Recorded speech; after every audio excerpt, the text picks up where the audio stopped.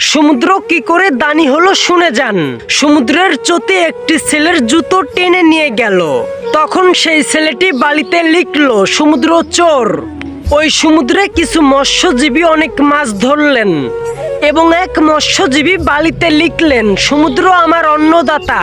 একটি যুবক সমুদ্রে ডুবে মারা গেল, তার মা বালিতে লিখলেন সমুদ্র হত্যাকারী।